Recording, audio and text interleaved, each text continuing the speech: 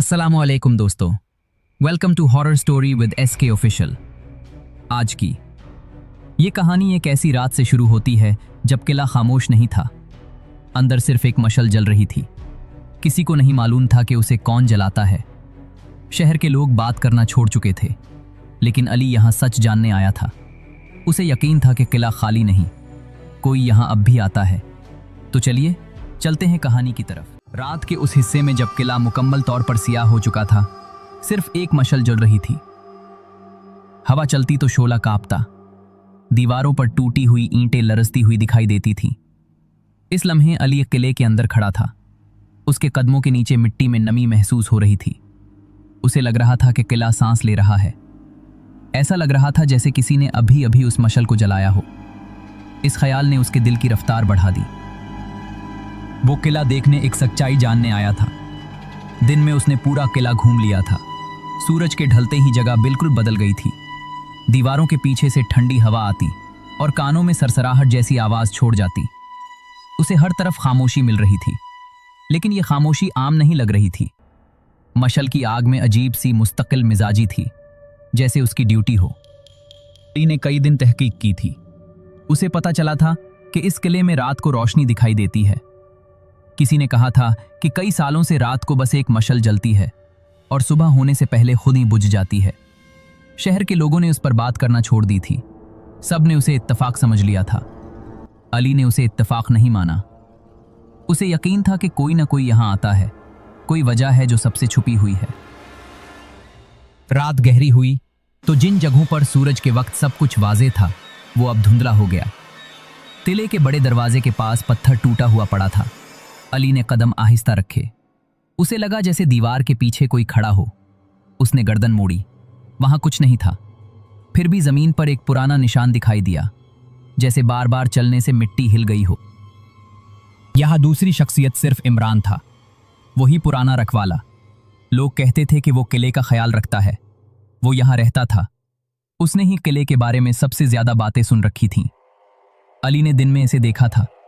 इमरान थका हुआ लग रहा था। उसकी आंखों के नीचे गहरे धब्बे थे। ऐसा लग रहा था कि वो बरसों से सुकून की नींद से दूर है।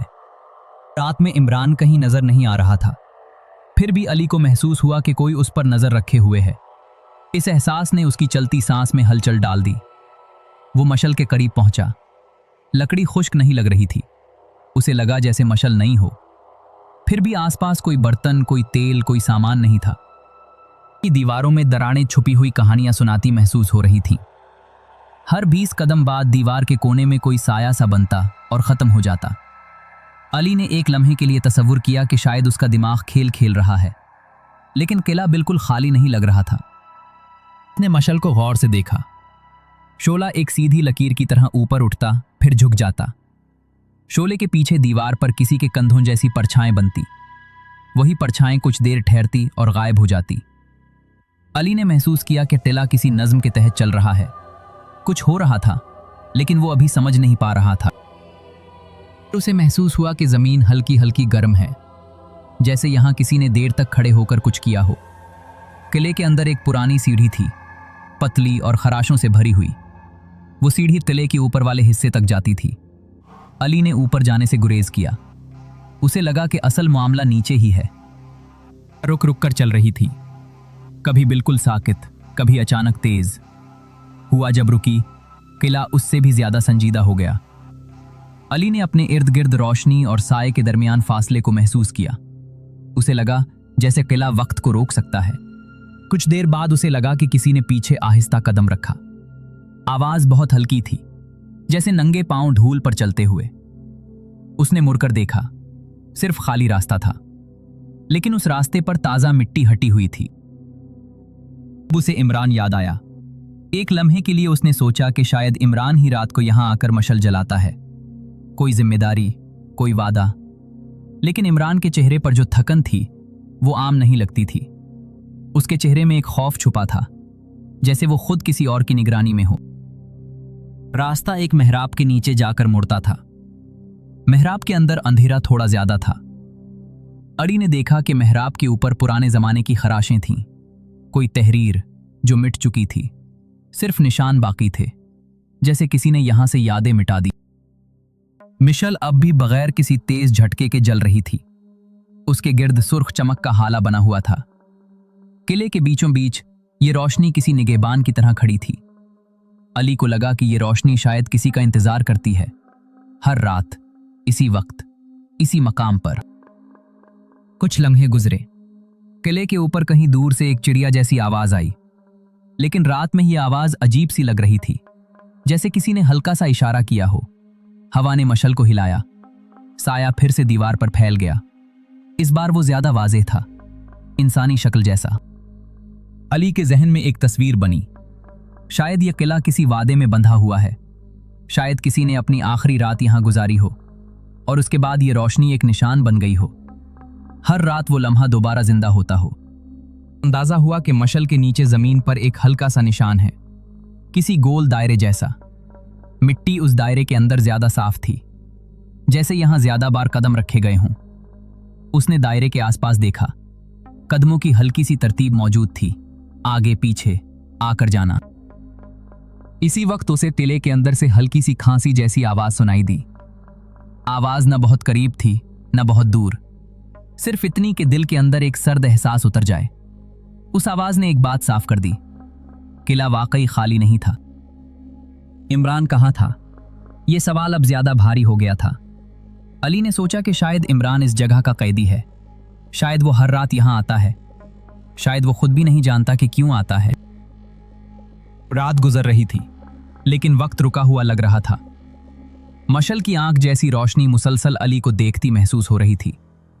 वो अब किले के मरकज में खुद को तन्हा नहीं समझ रहा था। उसकी मौजूदगी का जवाब उसे खामोशी में मिल रहा था। रात गुजर रही थी, लेकिन वक्त रुका हुआ लग रहा था। मशल की आंख जैसी रोशनी मुसलसल अली को देखती महसूस हो रही थी। वो अब किले के मरकज में खुद को तन्हा नहीं समझ रहा था। उसकी मौजूदगी का जवाब उसे खामोशी में मिल रहा था। भी किले के कोने से एक साए की लकीर सरकी। वो साया सीधा मशल की तरफ बढ़ता दिखाई दिया, लेकिन वहां पहुंचने से पहले ही गायब हो गया। अली ने गहरी सांस ली, उसके जिस्म में एक ठंडक उतरी। इसी लम्हे मशल का शोला एकदम ऊंचा हुआ, फिर आहिस्ता हो गया, जैसे किसी ने करीब आकर सांस रोकी हो। अली को लगा कि किला अब उससे बात कर रहा है, बगैर आवाज के। सुबह होने में अभी वक्त था, लेकिन अली के जहन में एक फैसला बन चुका था। उसे लगा कि अगर वो सच्चाई मुकम्मल तौर पर जान लेगा तो शायद वापस नहीं जा सकेगा। उसने तिले को देखा, मशल को देखा, दायरे को देखा, और तब उसने महसूस किया कि दायरे के अंदर मिट्टी सिर्फ साफ नहीं थी, वहां हल्का सा काला निशान था, जैसे कोई बहुत अरसे पहले यहां खड़ा होकर जल गया हो। उस ख्याल ने सब कुछ जोड़ दिया। शायद यहां किसी को सजा मिली थी, शायद वो किसी जुर्म या राज का बोझ उठाए खड़ा रहा था इस जगह पर, इसी मशल के साथ। और अब वही लम्हा हर रात वापस लौट आता था, एक याद की तरह, एक पाबंदी की तरह। अली ने आखिरी बार पलटकर किले को देखा। उसने समझ लिया कि यहां का असल किरदार किला खुद है। इमरान सिर्फ इस कहानी का हाथ बन गया था। वही शख्स कभी यहां खड़ा रहा हो, शायद वही अब भी कहीं ना कहीं मौजूद हो। सुबह के करीब मशल थोड़ी मध्यम हुई, फिर बगैर आवाज बुझ गई। किला एक बार फिर मुकम्मल अंधेरे में डूब गया। हवा ने दीवारों को छुआ और रुक गई। अली किले से बाहर निकला, उसके कदमों के निशानात पीछे रह गए। उसे एहसास हुआ कि किला किसी राज की तरह बंद रहता है।